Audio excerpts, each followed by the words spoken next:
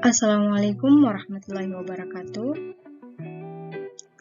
Yang saya hormati Bapak Dr. Bustanul Iman RNMA selaku dosen pengampu mata kuliah pengembangan evaluasi PAI. Alhamdulillahirabbil alamin. Kepada Allah senantiasa kita bersyukur dan kepada baginda Nabi Muhammad SAW kita berselawat. Perkenalkan, nama saya Mia Lestari dengan NIM 2002-010037. Di sini saya akan mempresentasikan terkait dengan instrumen tes. Adapun pokok bahasan yang akan dibahas yakni pengertian tes, tujuan tes, bentuk-bentuk tes, serta kelebihan dan kelemahan bentuk-bentuk tes.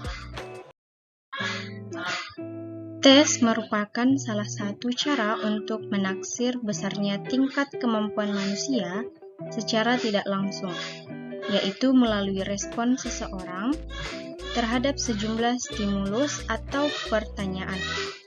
Adapun tes menurut para ahli, di antaranya yang pertama, Sudijono berpendapat, tes merupakan alat atau prosedur yang dipergunakan dalam rangka pengukuran dan penilaian.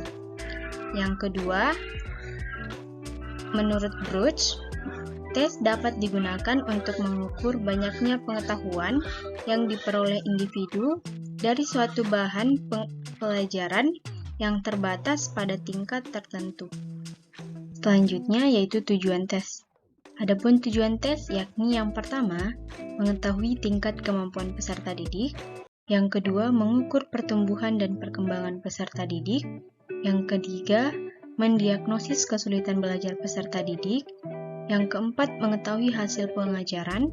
Yang kelima, mengetahui pencapaian kurikulum. Yang keenam, mendorong peserta didik untuk belajar lebih baik. Dan yang terakhir, mendorong guru atau pendidik untuk mengajar lebih baik. Selanjutnya yaitu bentuk-bentuk tes. Adapun bentuk-bentuk tes terbagi menjadi dua, yaitu tes uraian dan tes objektif. Tes uraian yaitu bentuk tes di mana menuntut siswa menjawabnya dalam bentuk menguraikan, menjelaskan, mendiskusikan, membandingkan, memberikan alasan dalam hal mengekspresikan gagasannya melalui bahasa tulisan.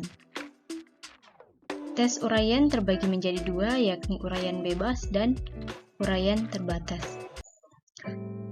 Adapun tes objektif yaitu bentuk tes di mana menuntut peserta didik untuk memilih jawaban yang benar di antara kemungkinan jawaban yang telah disediakan, memberikan jawaban singkat, dan melengkapi pertanyaan atau pernyataan yang belum sempurna.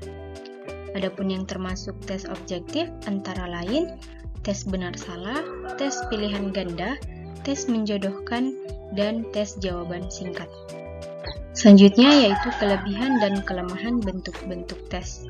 Yang pertama, tes uraian, yaitu kelebihan. Adapun kelebihannya yang pertama, dapat mengukur proses mental yang tinggi atau aspek kognitif tingkat tinggi.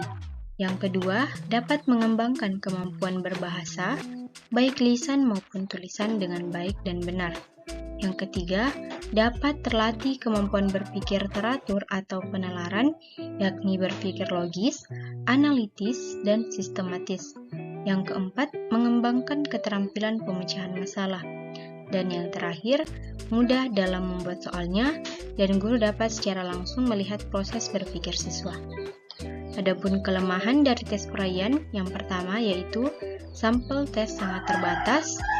Yang kedua, sifatnya sangat subjektif, baik dalam menanyakan, membuat pertanyaan, maupun dalam memeriksanya.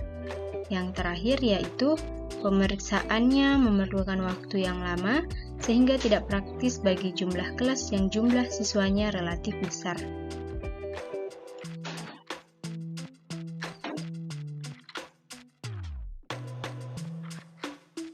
Selanjutnya yaitu tes objektif. Adapun kelebihan dari tes objektif yaitu yang pertama, menyusun soalnya relatif mudah, Yang kedua, menuntut siswa untuk dapat menjawab dengan singkat dan tepat. Yang ketiga, lebih mudah dan cepat cara memeriksanya. Dan yang terakhir, pemeriksaannya dapat diserahkan kepada orang lain. Adapun kelemahan dari tes objektif, yakni yang pertama, banyak kesempatan untuk main untung-untungan. Yang kedua, memerlukan waktu yang lama untuk menilainya, sekalipun tidak selama bentuk uraian. Yang ketiga, kerjasama antar siswa dalam melaksanakan tes lebih terbuka. Yang keempat, menyulitkan pemeriksaan apabila jawaban siswa membingungkan.